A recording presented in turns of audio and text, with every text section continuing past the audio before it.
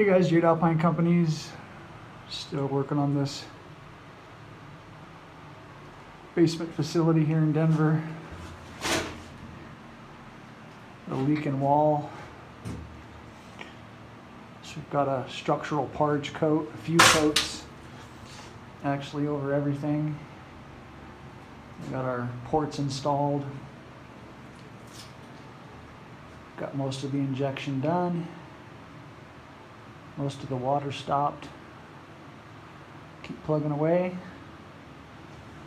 Jade Alpine. Want to follow this project?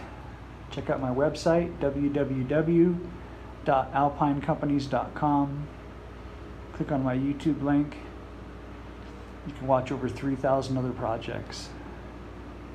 Thanks for watching Jade Alpine, little epoxy injection project. See you guys on the next one.